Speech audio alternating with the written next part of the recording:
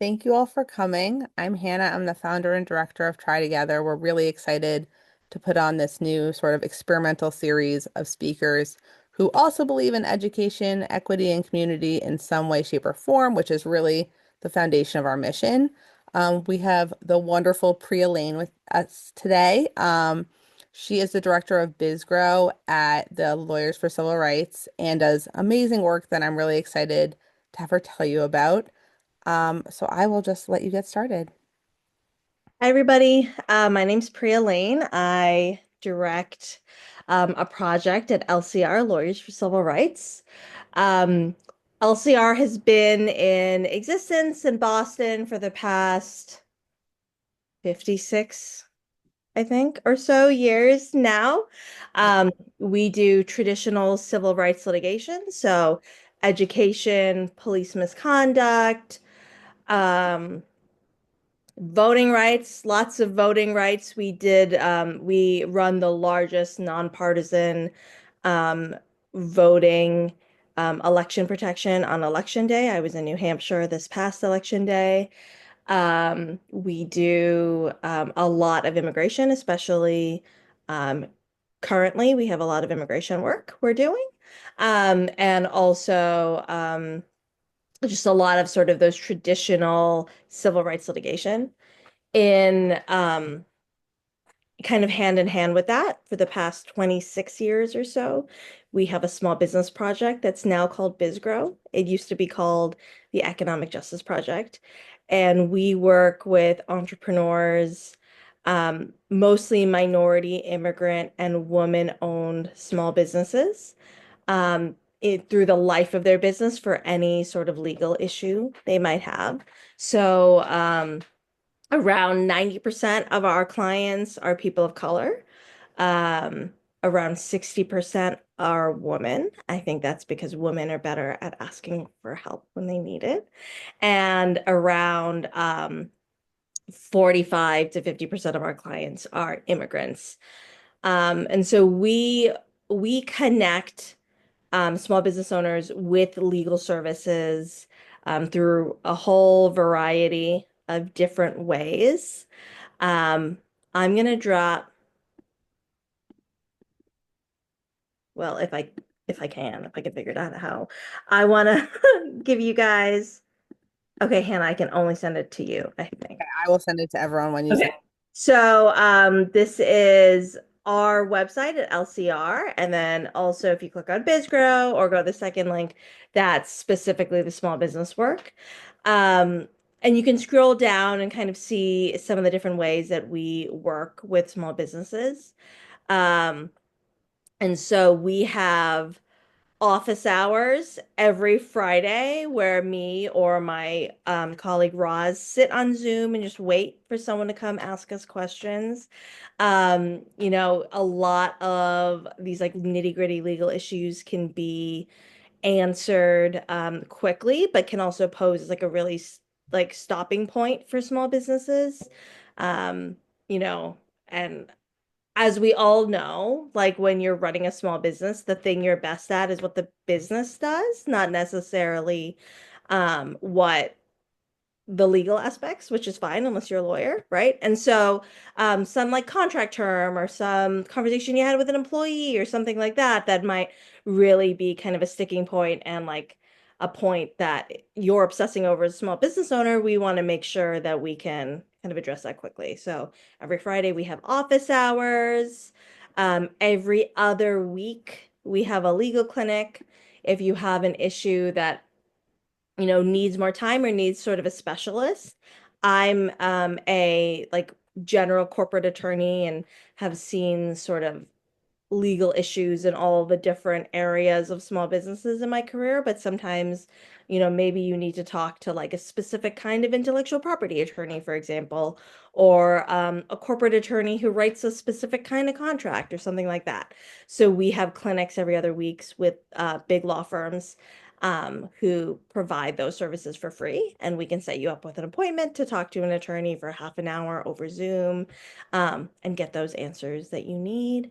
We have a ton of resources on here to just look through the healthy business checklist and the business launch checklist. We keep pretty up to date, and those are good, to go through if you have a small business to go through and really think of, okay, do I understand? Have I like fulfilled all these things on the checklist? And like maybe you just don't even understand one of the questions, and that's nothing to panic about, but it's a good sign to come talk to us about, what the next steps are.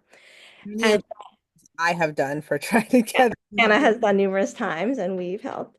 Um, And then we also do individual representation. So if you need, maybe you need a contract drafted that's very specific between you and a partner. Maybe you need an entity formed, right? Maybe you want to form an S corporation or an LLC. Maybe you want to hire your first employee and you want some employment documents. We can help with all of that. Everything we do is completely free. Um, the goal of our work is to really bridge that opportunity gap that we see small immigrant, women-owned, minority-owned small businesses face. Um, you know, the reality of this country is that if you're a white man, you're more likely to have resources and connections already in place. Um, that's not to say that white men don't use our services and are a lot of our clients, but um, you're more likely to have like people you can talk to, people you can go to for funding. And so we bridge that gap, that opportunity gap for people who don't have those resources. And try to kind of even the playing field there. And so really everything we do is sort of with a lens of equity, and just sort of making the small business landscape more equitable. Um, the reason and the question we get a lot is, why does a civil rights nonprofit have a small business project? Like, it doesn't necessarily seem to some that it goes hand in hand. But our idea is that building wealth in communities of color, in disenfranchised communities, has always sort of gone hand in hand during the civil rights movement. And if we both are litigators, are amazing litigators at LCR, if we fight to right wrongs that have happened, but also my team at BizGrow really build wealth at the same time, we can really lift up the community in a way that's more equitable and provide kind of equal access. And so that is what I do. I've worked at LCR for 11 to 12 years now. I used to be a litigator. So after law school, I used to do mostly education and employment litigation, working with kids who face racial bullying in schools, and working with mostly immigrant women who um, are being harassed and discriminated against because of their identity at work. Those were kind of mostly the cases I did in the beginning of my career. And then when this job opened up, it seemed like a really fun and like kind of terrifying jump, because I didn't even take corporations in law school. Um, but it worked out really well and I really love it. I think I have one of the most um, kind of rewarding careers ever. The best feeling I could have is when I go to Whole Foods and see some of my clients' food on the shelves and I get to buy it. And I've seen sort of these small businesses come from sort of ideation all the way through, being in shelves and maybe like no longer qualifying for our services at LCR because they're so huge, right? That's the goal. And that's kind of the way we build wealth. Um, so yeah, I've talked a lot. I would love to hear questions from people. Hannah, if you have any questions. Yeah, definitely. So just so everyone knows, there's a raise hand feature. And if you raise your hand, it will tell me and I can unmute you. But there's also a Q&A. So you're welcome to just pop a question in there if you don't want to say it out loud. Either way is fine.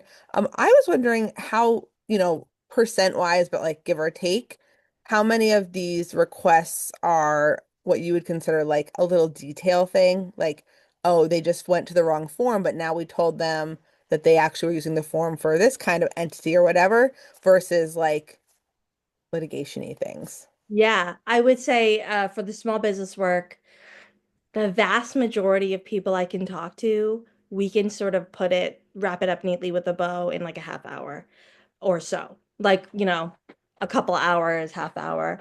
A lot of a lot of these issues are it's more like the unknown, which is scary and I think provides sort of a stopping point, and also not knowing who you're supposed to call in any given situation, not knowing what form you're supposed to fill out, not knowing if you've done everything you're supposed to do can cause a lot of anxiety for these small businesses. Our goal is really to allow small businesses to focus on the stuff they enjoy and they're good at, which is why they have formed these small businesses in the first place.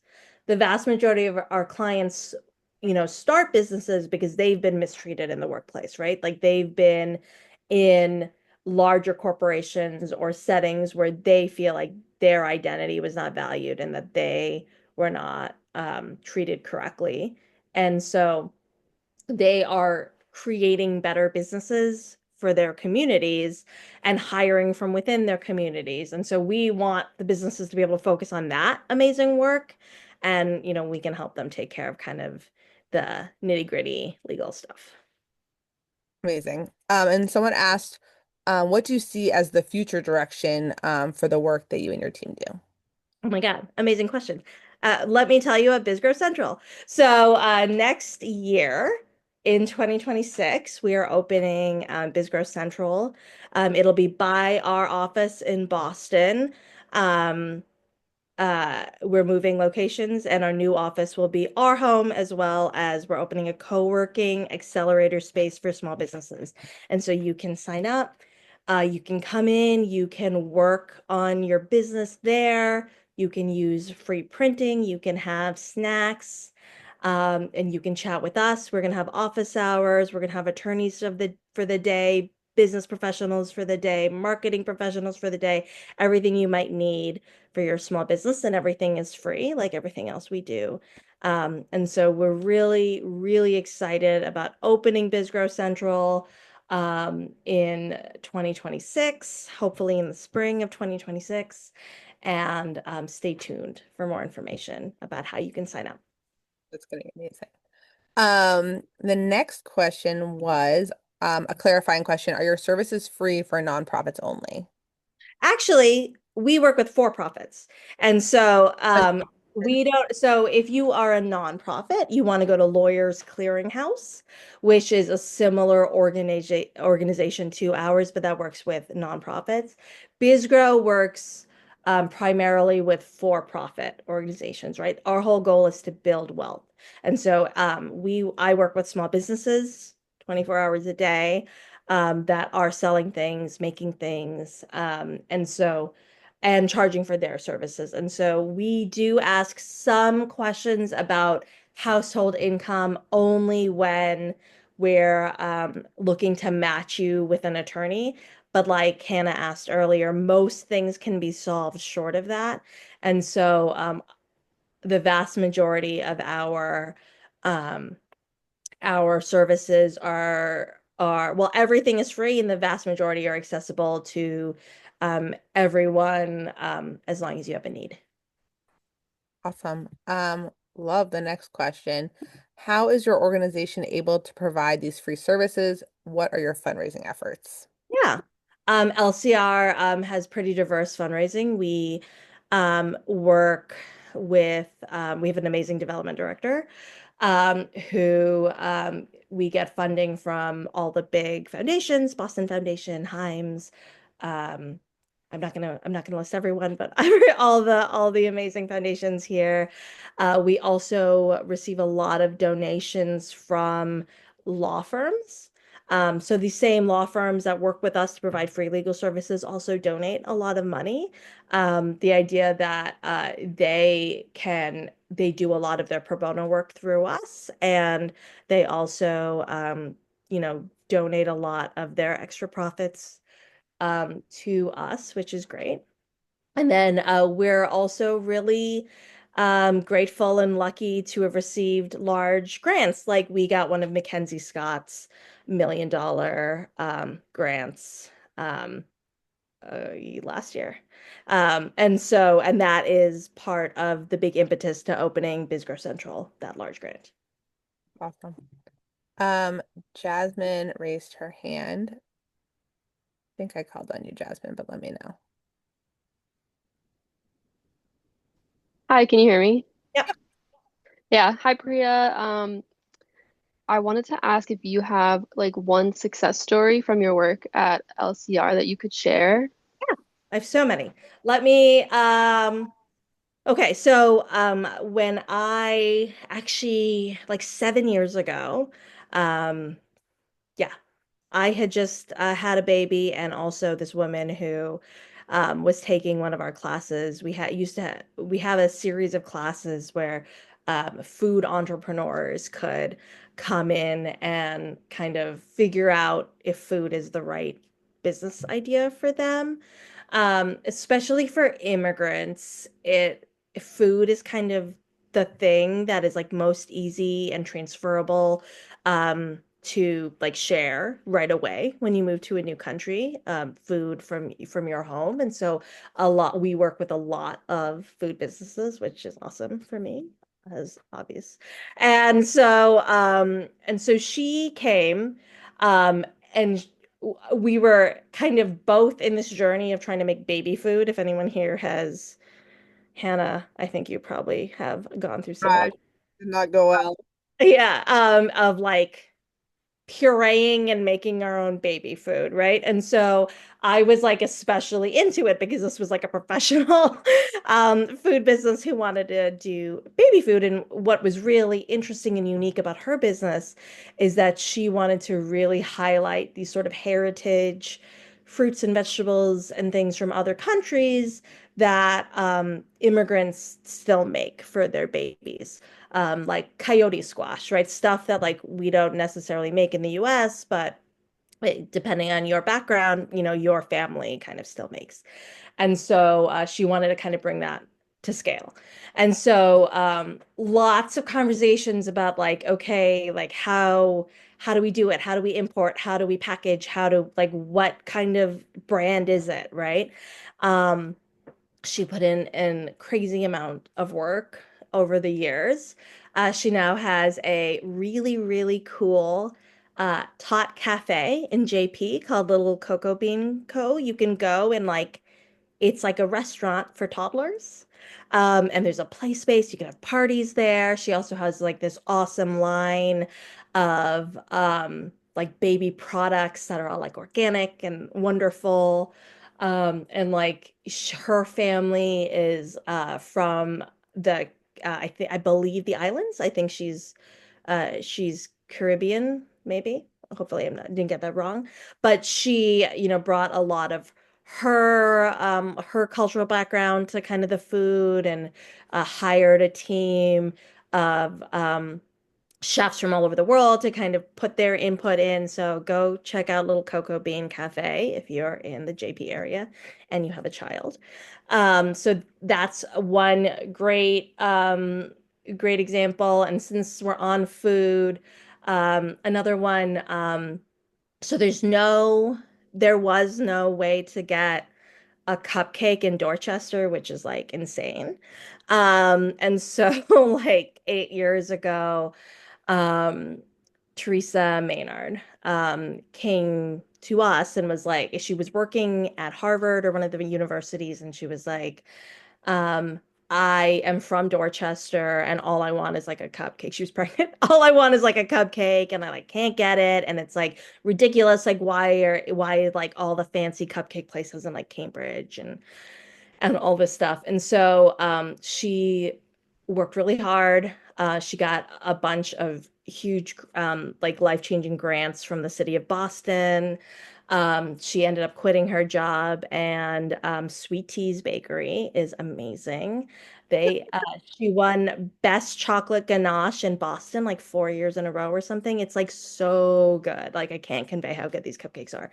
And she also had a line of pies seasonally during Christmas a couple of years ago at Whole Foods, all up and down the East Coast, right? And it's not just food. Like I work with all sorts of businesses, but like the list goes on and on about sort of these success stories, especially the more I do this, it's really gratifying. But I have to also say, and this is something that I always say, if you come to us or if anyone comes to us and is toying with the idea of entrepreneurship and we go through everything and like the end result is like this is not for me, like I consider that a win, right? Like if we've had the conversations, you've attended the classes, you've come to our ND formation class, which we have in a couple of weeks, or our IP class, you've like learned about it and decided like you don't want to do it. Like that is completely a win in our books because we've prevented you from, making a mistake or investing in something that wasn't the right time or the right decision. And so I think there's a lot of different ways to think about success when you work in this field as well. That's awesome. I was gonna ask actually how, even whether it's the two that you just mentioned or in general, how are people hearing about you? I guess We work with Yeah, we work so BizGrow, so like LCR obviously like different. But we work with all of the, big community partners in the Boston area, and the vast majority of our clients come to us through referrals.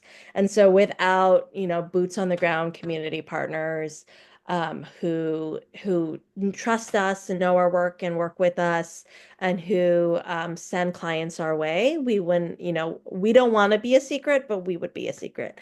And so and I think with BizGrow too, like entrepreneurs kind of network with each other. And so a lot of our clients come to us from other clients, right? They'll talk to someone else and say, hey, I had this like great experience. I had free legal services. You should call them. So that's one way. We also work with, we are sort of in the unique position to be the only non-law school game in town for free legal services for entrepreneurs. And so all of the other kind of technical assistance providers for small businesses, which Boston has a lot, we're very kind of lucky here to have all of that. They refer most of their clients to us for legal work. And so we're at around 2,000 plus clients a year across the Commonwealth. And it's not like I've felt kind of an end to that. We're constantly striving to meet the needs of our clients and to innovate and try to do new and exciting things like BizGrow Central to, provide sort of the services that they need. And I think that's also why my job is so exciting because it's never stagnant. We're always kind of trying to do new things. that's awesome. Unless it might be the baby food, but what is the most unique business you've seen, even if it wasn't you directly? I had this is another food one. I had a client who made cricket cookies, That like is, cricket protein. And like I don't believe he is in business any longer since the pandemic. But he made a very compelling case about why cricket protein is a more sustainable protein for the future. We also have, just speaking of sustainabilities, we have this really, really cool business so she would take compost. So most, as you guys know, most municipalities in Massachusetts charge for recycling and compost pickup and everything, right? And so she had a small business where she would take your food scraps and stuff, like she would give you a little bin and you would put everything compostable in there. And then she had a bike. And so on her bike, she would pick up the compost.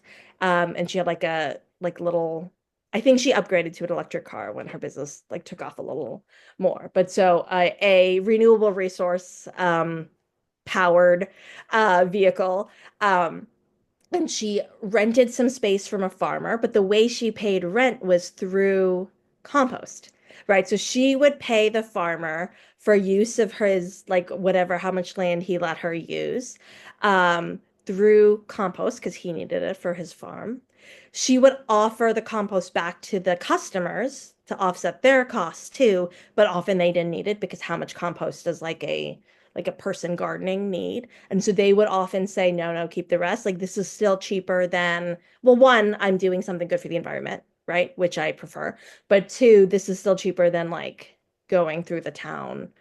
Um, and so she had all this extra compost that she could then use to buy other things in this sort of community of farmers and like-minded individuals. And so it was like this amazing, sustainable, renewable company where she was like not really like, yes, a lot of physical energy, right? Like making compost is not easy, but was like pretty low overhead, but had like this great business model, right? And we see businesses like that all the time. We work with Woo Rides in Worcester. They were the first sort of electric vehicle sharing um, company in Worcester.